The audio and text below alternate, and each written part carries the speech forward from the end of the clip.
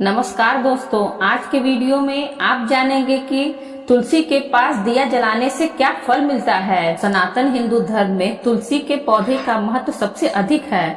इसकी सबसे पहले पूजा भगवान विष्णु जी ने की थी। श्री हरि कहते हैं, जिस प्रकार से देवी लक्ष्मी से वैकुंठ को ऐश्वर्य प्राप्त है, उसी प्रकार से वैकुंठ में तुलसी के कारण ही पवित्रता प्राप्त है। पृथ्वी लोक पर जिस स्थान पर भी तुलसी का पौधा होगा, उसे स्थान पर कभी बुराई का वास नहीं होगा। ऐसा स्थान सबसे अधिक पवित्र होगा। इसी कारण से हमें हमारे घर में तुलसी का पौधा अवश्य ही लगाना चाहिए। तुलसी के पास दीपक जलाने से क्या लाभ होता है, आइए जानते हैं इस प्राचीन महान कथा के माध्यम से, जो भगवान श्री कृष्ण ने देवी सत्यभामा को सुनाई है। दोस्तों, एक समय की बात है, देवी सत्यभामा भगवान श्री कृष्ण के पास आकर उनसे पूछने लगती हैं कि हे स्वामी, आपने मुझे तुलसी के पौधे को जल देने का महत्व सुना दिया है, लेकिन तुलसी के पास दीपक जलाने का क्या महत्व है? रोज शाम को तुलसी के पास दीपक क्यों जलाया जाता है? इससे मनुष्य को कौन सा फल प्राप्त होता है?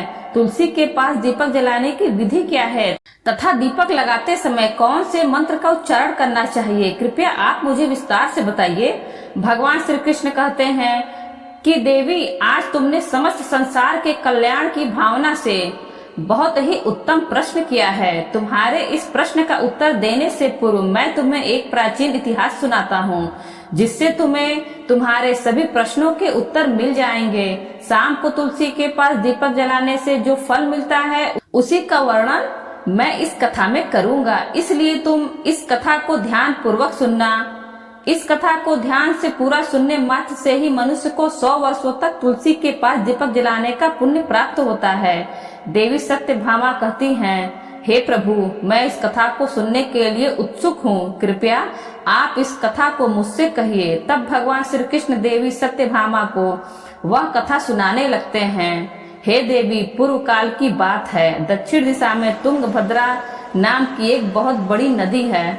इस नदी के किनारे पर हरिहरपुर नाम का एक अत्यंत सुंदर नगर बसा हुआ था। उसी नगर में काशी नाम के एक ब्राह्मण निवास करते थे। वे अत्यंत गुणवान, चरित्रवान, धर्म कार्य करने वाले तथा वेदों के मार्ग पर चलने वाले थे। उन्होंने समस्त शास्त्र का अध्ययन किया हुआ था। उस ब्राह्मण की एक पत्नी थी, जिसे लोग दुराचार कहकर पुकारते थे, क्योंकि उसके कर्म ही उसके नाम के अनुसार थे। वह सदैव ही अपने पति को अपमानित करती थी। वह अपने पति के लिए कुवाच्य कहती थी, पति को भयंकर दुख देती थी, पति के लिए कभी भोजन नहीं बनाती थी। उसने अपने पति के साथ कभी शयन नहीं किया, कभी उसके साथ प्रेम से व्यवहार नहीं किया। पति के मित्र परिवार के लोग घर पर आते तो वह स्त्री उनको अपमानित करके भगा दिया करती थी और स्वयं काम भाव से उन्मुक्त होकर निरंतर अन्य व्यभिचारिणी स्त्रियों के साथ घूमा करती थी। उसका मन पति को छोड़कर पराये पुरुषों में लगा रहता था। उसने कभी अपने पति से प्रेम से बात नहीं की, किंतु पराये पुरुषों के संग बैठकर बातें करती थी। पराये पुरुषों को मोहित करने के लिए सज धज कर गांव में घूमने जाया करती थी।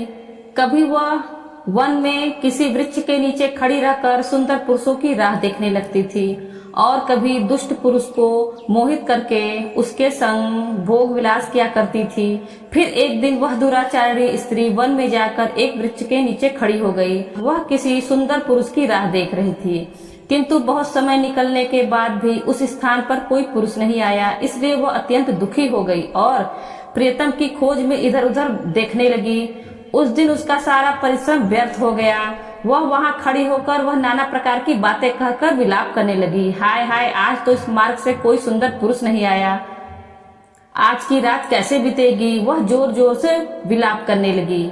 उस जंगल में एक भयानक बाघ निवास करता था।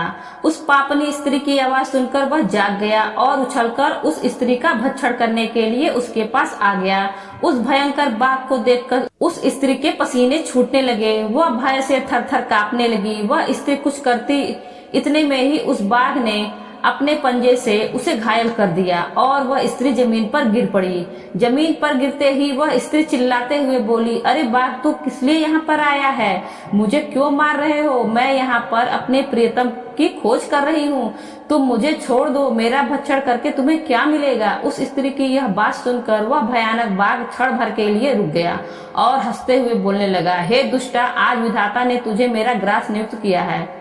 तुझ जैसी पापनी स्त्रियों का भक्षण करना ही मेरा काम है, तभी तुझे इस शरीर से मुक्ति मिलेगी। वह स्त्री कहने लगी, हे बाघ, तुम कौन हो? मुझे सच सच बताओ, तुम्हें किस कारण से बाघ की योनि में जन्म लेना पड़ा और तुम मुझ जैसी स्त्रियों का भक्षण क्यों करते हो? पहले मुझे सारी बात बताओ और फिर मेरा भक्षण करो। फिर बाघ कहने लगता है, हे पापनी, मैं तुझे मेरे पूर्व जन्म का वृत्तांत सुनाता हूँ। किस कारण से मुझे बाघ बनना पड़ा? पूर्व काल में दक्षिण देश में एक नदी थी। उस नदी के तट पर एक नगरी बसी हुई थी। उस नगरी में मैं निवास करता था। मैं एक ब्राह्मण का पुत्र था और नदी किनारे बैठकर यज्ञ आदि कार्य किया करता था। मैंने उस जन्म में अनेक पापियों के लिए यज्ञ किया, उन पापियों के घर का भोजन किया। मैंने धन के लोभ में अनेक पापियों के लिए कार्य किया। जिन वस्तुओं का दान ब्राह्मण को नहीं लेना चाहिए, उन वस्तुओं का दान भी मैंने ग्रहण किया और दूसरों से धन लेता रहा, लेकिन कभी वापस नहीं करता था। इस प्रकार से पाप करते हुए मुझे बहुत साल बीत गए और मैं बूढ़ा हो गया। मेरे बाल सफेद हो गए, आंखें सूज गई, मुंह के सारे दांत गिर गए, लेकिन फिर भी मेरी दान लेने की आदत नहीं छूटी और मैं पाप करता गया। फिर एक दिन मैं धन के लोभ से नदी किनारे गया और अन्य धूर्त ब्राह्मणों के साथ मिलकर हमने लोगों को ठगा। झूठ मंत्र वचन बोलकर हमने बिना विधि विधान किए ही देवी देवताओं का पूजन किया और बहुत सारा धन दान में ले लिया। फिर उसी स्थान पर एक बीमार कुत्ते ने मेरे पैर में काट लिया और मैं मूर्छित होकर गिर पड़ा। उसी क्षण मेरे प्राण चले गए। फिर यम के दूत उस स्थान पर प्रकट हुए और मुझे पकड़कर यमपुरी ले गए। वहां पर यमराज ने चित्रगुप्त से मेरे कर्मों का लेखा जोखा निकालने के लिए कहा। फिर चित्रगुप्त कहने लगे, हे धर्मराज, इस ब्राह्मण ने घोर पाप किए हैं। इसने दूसरों से झूठ कहकर धन लूटा है, विधि विधान से पूजा न करके झूठ मंत्र बोलकर भगवान का अपमान किया है। इसलिए यह पापी ब्राह्मण केवल नरक जाने के ही योग्य है। फिर यमराज ने अपने दूतों को आदेश देकर मुझे नरक की अग्नि में डाल दिया।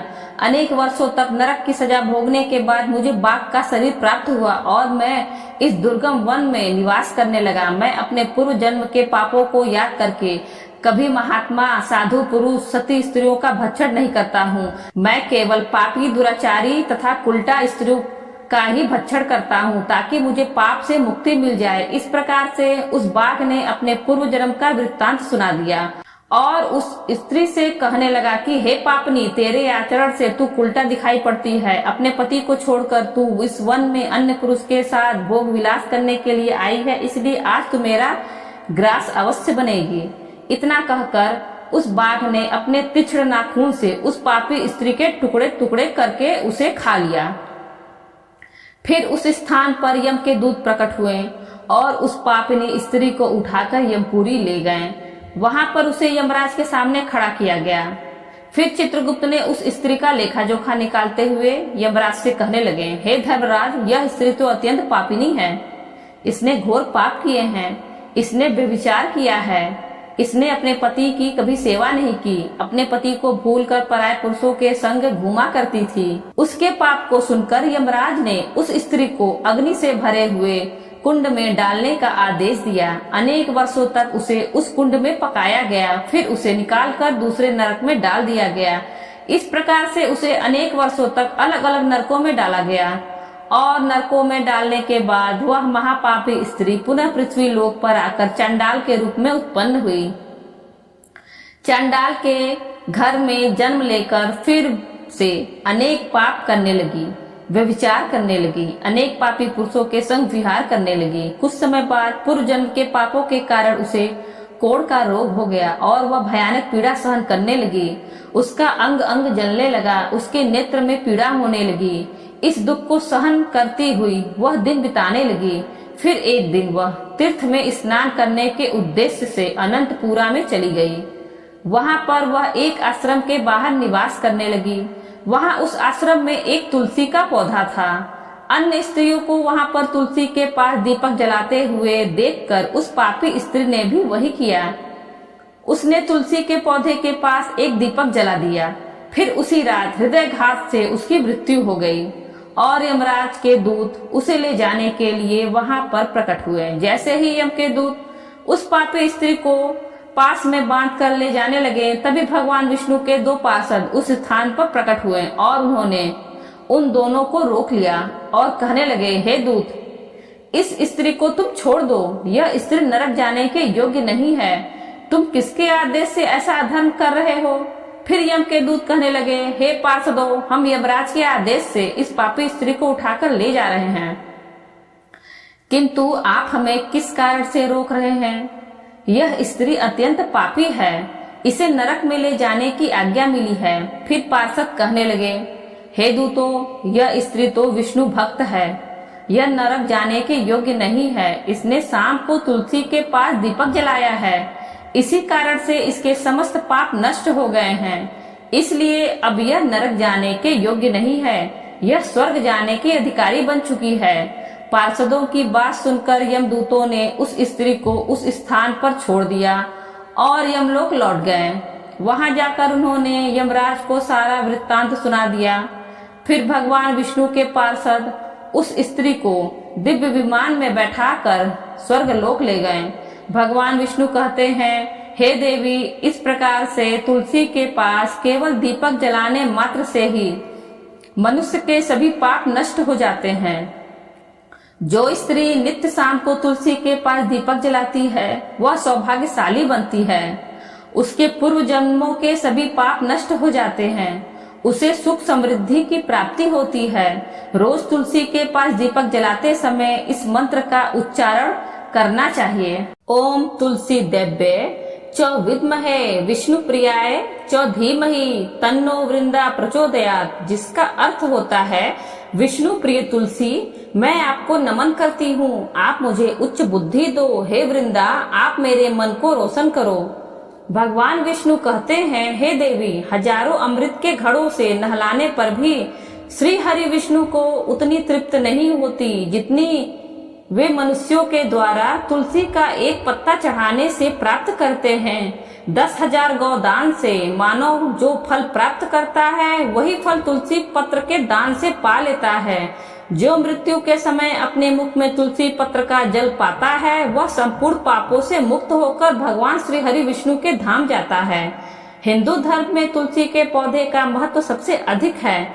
इसकी सबसे पहले पूजा भगवान विष्णु ने की थी। भगवान विष्णु कहते हैं, जिस प्रकार से देवी लक्ष्मी से वैकुंठ को ऐश्वर्य प्राप्त है, उसी प्रकार से वैकुंठ में तुलसी के कारण ही पवित्रता प्राप्त है। पृथ्वी लोक पर जिस स्थान पर भी तुलसी का पौधा होगा, उस स्थान पर कभी बुराई का वास नहीं होगा।